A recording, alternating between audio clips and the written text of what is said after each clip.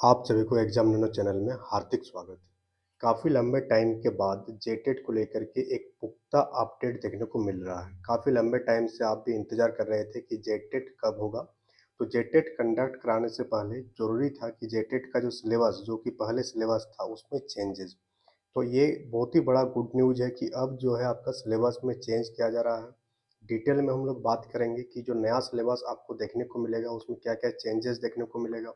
Old syllabus में क्या था और ये आपके लिए आसान हुआ कि कठिन हुआ। अगर हम लोग नियमों की बात करें, पहले का जो रूल था वो बहुत ही ज़्यादा टफ था, वो टेट एग्ज़ाम के बराबर नहीं था। अब का जो नियम है, अभी जो वर्तमान में जो नियम बनाया गया है, ये आसान नियम बनाए गए हैं, तो उसी के बारे में हम लोग डिटेल में डिस्कस करेंगे। और ये प्लानिंग किया जा रहा है कि 31 मार्च तक, यानी इस महीना के लास्ट तक 31 मार्च तक ये जो सिलेबस बन रहा है, ये सिलेबस जो है आपका गज़ट में जारी करने का तैयारी है। तो अब टाइम आ गया है कि आप जेटेट के एग्ज़ाम को लेकर के अब सीरियस हो सकते हैं। काफ़ी लंबे टाइम से हम भी नहीं बता रहे थे कुछ, क्योंकि मुझे खुद डाउट में था कि कब एग्ज़ाम होगा, कब नहीं होगा।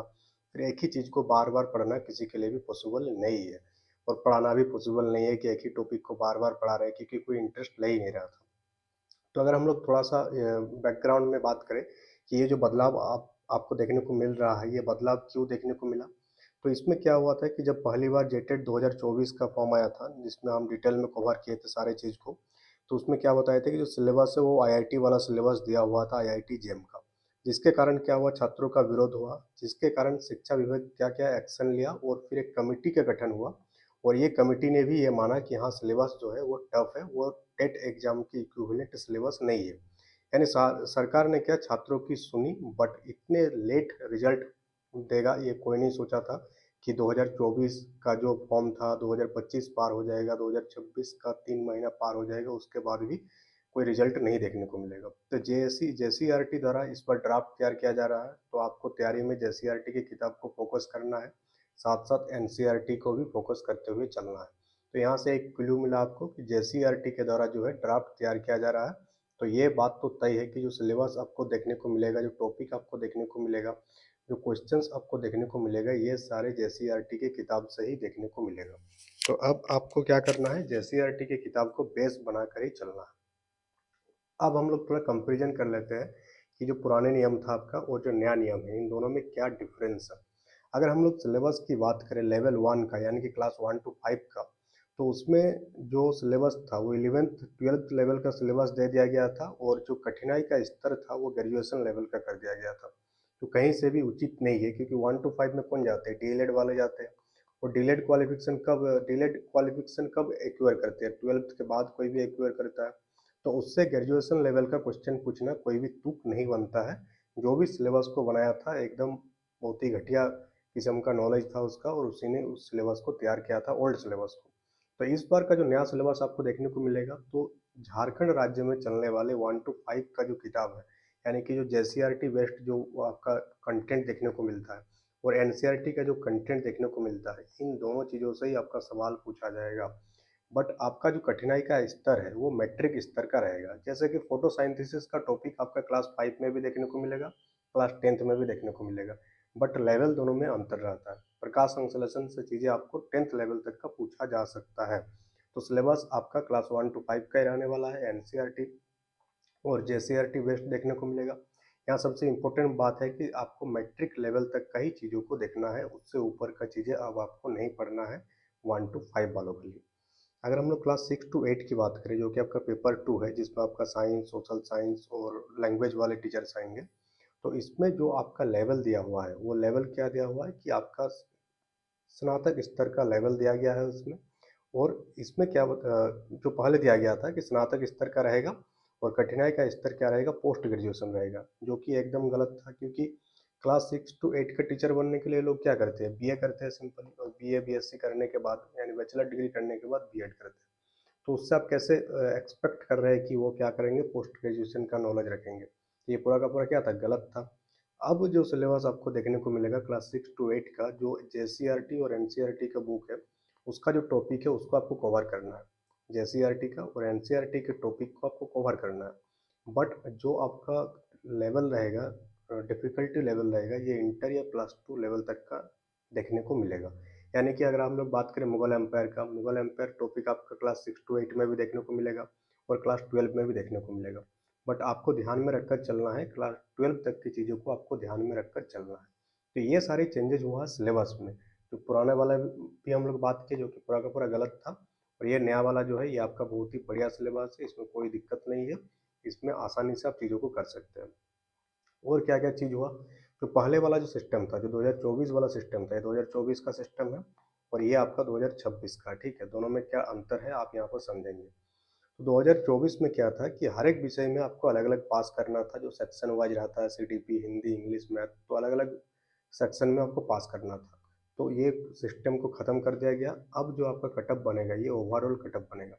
यानी जो 150 नंबर का एग्ज़ाम होगा, अभी तक ये क्लियर नहीं हुआ कितना नंबर का एग्ज़ाम होगा, बट हम लोग मान के चल रहे हैं सीटेट के तौर पर कि 150 नंबर का अगर एग्ज़ाम होगा, तो उस 150 में एक ओवरऑल कट ऑफ आपको लाना है, अलग-अलग विषय से कोई मतलब नहीं है।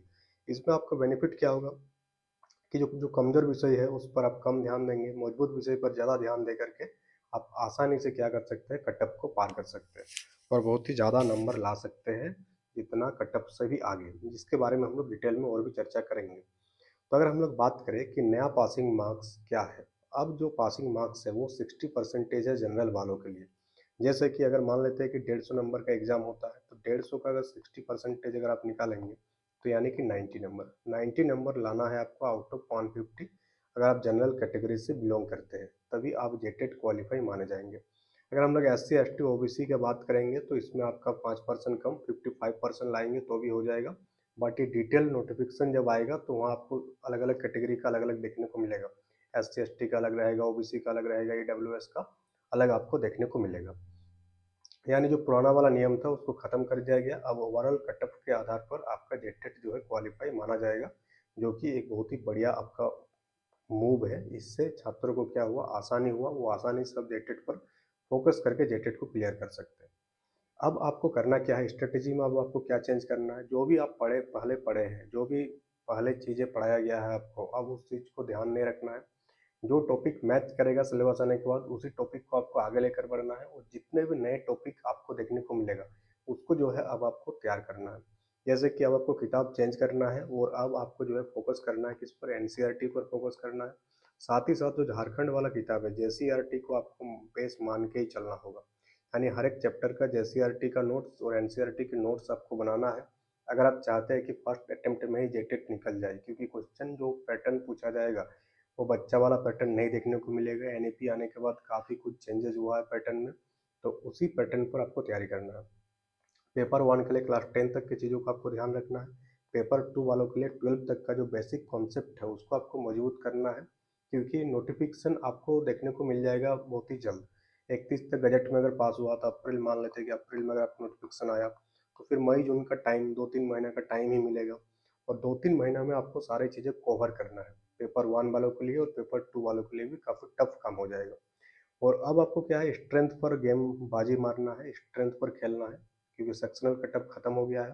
तो अब जो मजबूत सब्जेक्ट है, जैसे 1 to 5 में किसी का सीडीपी बहुत ही अच्छा हो सकता है, किसी का इंग्लिश वाला हो सकता है, मैथ वाला हो सकता है, और कोई चीज़ में अगर आपका वीक है तो उस पर ध्यान लगाना है, क्योंकि अभी नोटिफिकेशन आया नहीं है, तो इस चीज़ को ध्यान रखना है। 31 मार्च तक फाइनल गजट जारी होने की उम्मीद है। अब उम्मीद पर सब कुछ टिका है। उम्मीद तो था कि 31 मार्च तक एग्ज़ाम हो जाएगा, बट 31 मार्च तक सिलेबस बनकर तैयार हो रहा है। अभी तक तैयार हुआ नहीं है, ये सब मीटिंग वगैरह हो गया है, यहाँ इस टाइप की चीज़ें होगा। तो एग्ज़ाम लेना हमेशा आपके साथ रहा है जेटेट की तैयारी में।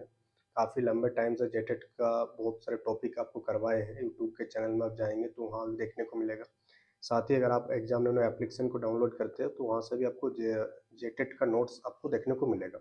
तो अभी कोई नोट्स वगैरह मत लीजिएगा, क्योंकि सिलेबस को आने दीजिए प्रॉपर तरीके से, और फिर जो है आपको जो है नया बैच देखने को मिलेगा एप्लीकेशन में, और फिर आप क्या कर सकते हैं, उसमें एनरोल करा सकते हैं। अगर आप इच्छुक हैं, अगर आप चाहते हैं कि हाँ और थोड़ा बढ़िया सा तैयारी करना चाहते हैं, तो उसमें एप्लीकेशन में जा कर के आप उसमें इनरोल करा सकते हैं। बट अभी नहीं करना है, पुराना वाला जो है, और जो भी बच्चे पुराने जुड़े हुए हैं उनको जो है मर्ज कर दिया जाएगा नया वाला बैच के साथ। जो नया वाला बैच बनेगा उसमें, जिसमें हम लोग बहुत ही बढ़िया से प्लान किया जाएगा, बहुत ही तरीके से आपको चीज़ों को समझाया जाएगा और विदिन 2 to 3 मंथ्स आपका सिलेबस को भी कंप्लीट करा दिया जाएगा। कोई भी डाउट होगा तो कमेंट बॉक्स में कमेंट करके पूछिएगा, आपको डाउट को सॉल्व किया जाएगा। और आपका क्या राय है इतने लंबे टाइम के बाद देखने को मिला सिलेबस, इसको लेकर के आप क्या सोचते हैं? कमेंट बॉक्स में कमेंट करके बताइएगा। तो that's all for today, thank you for attending the session.